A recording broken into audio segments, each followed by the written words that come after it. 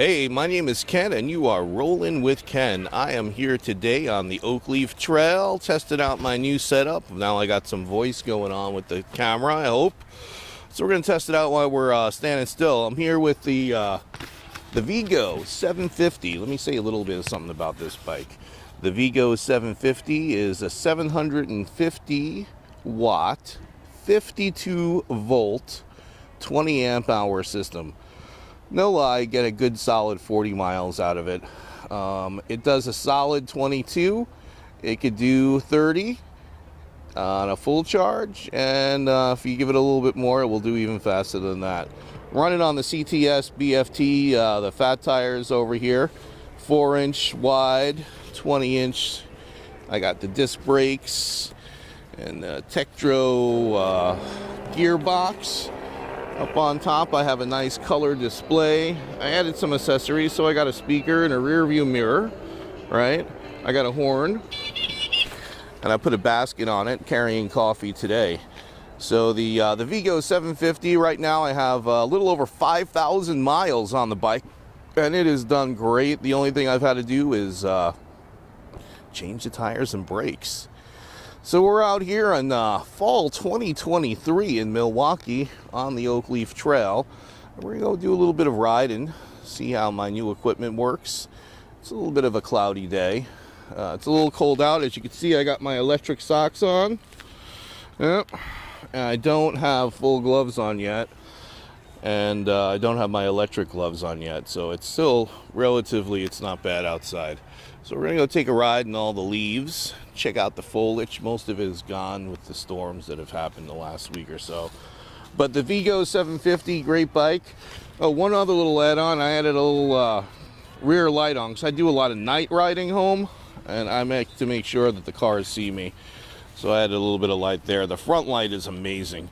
If anything, when I'm on the trail and I have the front light on, folks say, hey, tone it down, dim your light. There's no way to dim it. I love it. Gives me all the light I need. I also have a handheld that I carry that I use to go around the flanks. But the VeeGo 750, I got the air ride shocks. Got them up to 100 pounds. They work great. I don't know if there's much else to be said about this bike other than it's full frame. It's not foldable. That's the big difference between my other bike. Is the baggy bike is foldable. The VeeGo, this model is not. They do have other models that are, but I'm a big proponent of having the rims not be spokes, right? You can see I have the titanium rims on here, and the great thing about them, I call them my branch eaters. Anything that's on the trail that gets stuck in those tires just gets eaten up, sliced. So they're true on, and with the curves, bumps, and all the dirt that I take, I like the fact that I don't have to adjust any spokes. Perfect setup, less than $2,000 most days. Even if it's over $2,000, a great buy. Like I said, I have over 5,000 miles in this bike, and it runs just like day number one. Looks pretty good too, as you can see. So let's get on with this. Let me see if I can try to get my helmet on here. I got running with the helmet cam today. Trying out this new system with the speaker. I'm gonna get myself adjusted. Oops.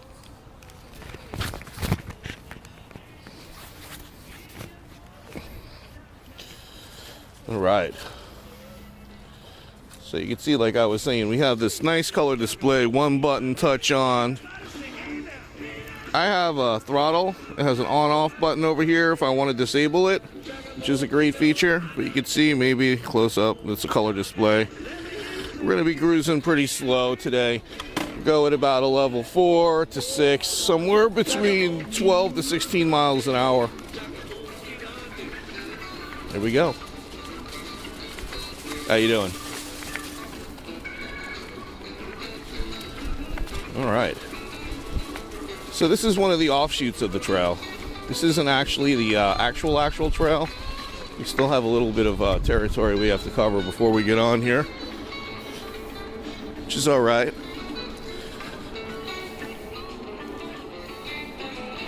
I take it slow on this section over here. There's lots of these little bouncy things. And the road is even worse. On top of it, it has this crazy weird bridge thing, which is good for the bike because I get to go over it, but it's bad when you're on a bike and you're on the street over there. It's really tight and it's very choppy in there. Pavement over here is horrible. So I just take it slow on this part.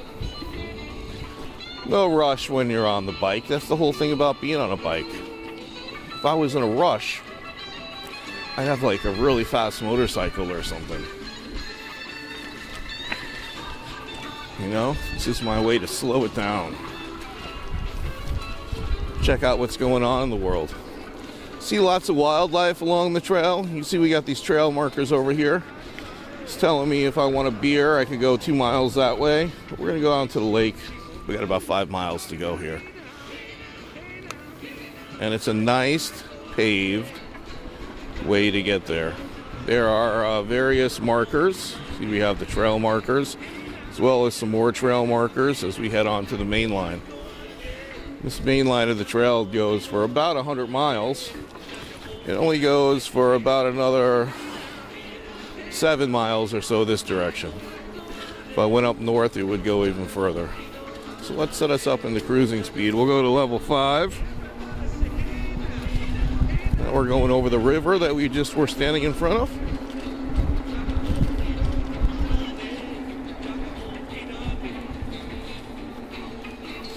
There's a golf course over here. See if there's any golfers out today. I doubt it. End of season. Oh, these guys are hardcore. They're out golfing. All right. So in Milwaukee, stuff really doesn't stop depending upon the climate. I mean, you know, it's getting cold. I've adjusted. I'm wearing 5 layers of shirts. I have 2 different pair of pants on and heated socks today. I can break out the heated gloves or more extreme wears if I need to. I have on board. And I got myself some nice toasty coffee. Oh yeah, it stays warm in that stainless steel container I have in it. So here we are, fall 2023, lighting along the Oak Leaf Trail. You can see most of the foliage is gone. Man, I wish my setup would have come in about a week earlier. We've been able to go when there was incredible color throughout. But right now, it's a totally different setup for me. So I'm used to seeing leaves everywhere, and now a lot of them are dumped on the field here. You know, when the leaves are like this, when I come through here at night, it makes it a little bit more difficult to see. It's kind of like being in a boat surrounded by swamps. Everything looks like water, you know what I mean? So just kind of keep it slow and keep my light bright. Now we're about to go over one of the main interstates. This follows Lake Michigan from the south all the way up to the north. Highway 43, it's going under some serious construction right now. So they're always adjusting the lanes and moving it. It looks completely different, but the beautiful thing about this construction project is they did not mess with my bike bridge. So here she still stands. And it looks like they got a lot more lanes open than before. What a nightmare that's been the last couple of weeks. It takes me usually 10 minutes to get downtown now. Even no traffic, it takes me like an hour. So I've been using the back roads. It takes only a half hour. Still, here we are, fall 2023 on the Oak Leaf Trail, testing out my new setup on the GoPro. I got a microphone now. I got a new setup for the holder. And let's see what the ride brings us today. My guess is, usually I see about 100 people. There ain't gonna be many people out here today. It is definitely kind of a grayer day out. Granted, it's about 15 degrees warmer than it has been. It's probably about, I'd say it's a good 10 degrees warmer than yesterday, because yesterday I had more clothes on. And I had more extreme gloves on. So this is really enjoyable. I've definitely acclimated to the cold. being I have my fingers free, which really is helpful. I don't mind riding with the gloves, but they can get quite bulky, especially the electric gloves. You know, the beautiful thing about the socks that I have is that my electric socks. All right, you go, Lance Armstrong, go, go, go. These Lance Armstrongs, usually they're not so polite, but they come racing by so fast. And I find it really hypocritical and quite funny is when I do a speed run and I can smoke that guy, right? They go crazy on me, telling me I'm going too fast. Really? Come on. Don't be such a hypocrite, Lance Armstrong. That's what I call those racer guys. Because he's the, you know, most famous bike racer, kind of. Okay. Coming up on an intersection. Cars usually give me the leeway. See? Thank you. Oh, look at that. 57 degrees. Oh, man, I might even take my coat off. Alright, let's not get too crazy here. It is really nice out, relatively. Granted, there was snow all over these trails not even 2 days ago. So, glad to get out and not have to deal with ice, not have to deal with snow. Those are prohibitors. I've already had that experience. And bike tires don't do really well on ice or snow. Even these big fat tires, they'll do really good on a fresh snow. If you got it like the first day and it's snow, and you got a few inches, you can go out there and rip it up. Definitely suggest letting a little air out of the tires. Less than 20 pounds, more than 15, 20, somewhere in that range. You'll get some grip, you'll go. It works, but the next day, as soon as that stuff gets a little sun on it, boom, and it ices a little, forget about it. You're done. You get those raggedy, rivety edges and the ice slick, and it doesn't happen. The bike just falls out from underneath you. So here we are again. I'm saying we're on my super highway, the Oakleaf Trail, and it is really quite a gem. I don't have to deal with all the traffic, as you could hear is over that way. I get these beautiful views of Milwaukee that, you know, it's another way of looking at a city. Looking at it from the view of all the parks. So, it's a great little ride. And we are over here coming up to Esterbrook Park. Their beer garden's still going. They'll go until you get a hard snow. Right? Light snow doesn't bother anyone around here. How you doing? It's the hard snow that gets you. Excuse me. So, that said, let's just take a little deviation on the trail. Let's go through the park. Check out what's going on. Like I said, not much today.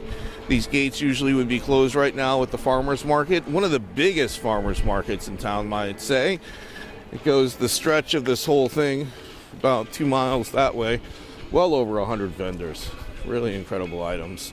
And always live music. It's a fun place to go to on Sunday morning. It's an early situation. They're done by noon. So here we are. They have these big towers over here for broadcast cable and satellite and, of course, cell phones. This is just a little offshoot. The trail is still over there, the Oakleaf Trail.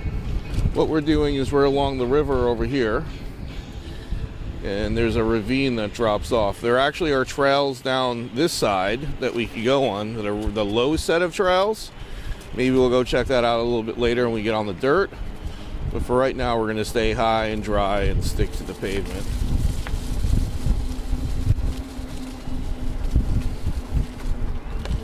You can see the river down there, possibly. There we go. Now you can probably see the river. See? And there's a low set of trails down that way. Does the same thing. This is the original Indian trails over here. This road right here actually turns into Port Washington Road, which is up a little north. This is the original Port Washington, or the original Indian highway from the 1800s. So a lot of history here. It's unfortunate, they have a lot of really good maples, and the maples were really reddish and like a yellowish color, but most of the leaves have gone with the snow and the rain that we had the other day. But you can see the field does not have any leaves on it. That's because there's always kids running around there. They're still doing soccer. So we can go down this little set of hills over here. We could shoot off into this ravine. It's got a few rough spots. I don't really feel like dealing with that part of the dirt right now. I did it yesterday. It was not so exciting.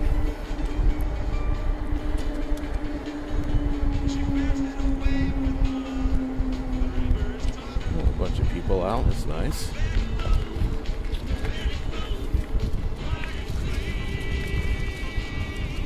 And the e-bike is great for going up these hills, you know? Boom. I'm just still giving it the same amount of power as I've been giving it.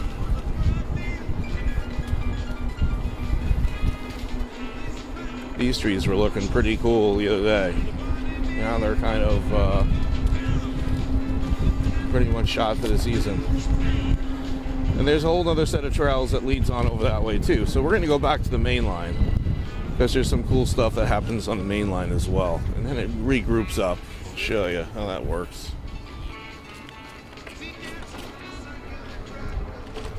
Still staying in the parks.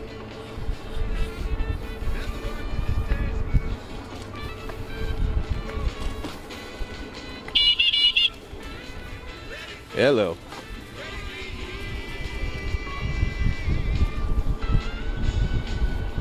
It's a TV tower. So now we're going over, you know, we're on the train line, so we're basically going over an old train bridge. The train track's right over there. I don't know if you can see in there, probably not, but there actually is some of the old train line right in this area. This was built, I think, 2008, so this is a new addition compared to the old train line that was here and having to cross the street. It's great. Lots of these high-end bridges along the Oak Leaf Trail. It's really a well-maintained piece of work. They can definitely come through air every day and clean it up. So I've seen stuff, and then the next day it's gone. We got culvers right on board. We got actually 2 culvers along the Oak Leaf Trails. It's a brand new one at the Bayshore Mall. We just passed. We didn't go by the mall, but we're right next to it when we started. Believe it or not, on the Milwaukee River over there. So there's 2 of those.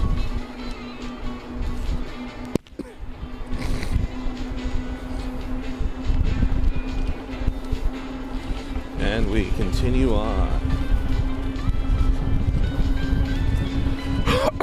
This used to be the old maintenance building when the cement factory was here. The city kept it and uses it as their maintenance facility. It's a small little town. Lots of little quaint small villages and towns over here with incredible houses. But that's a trip for another day.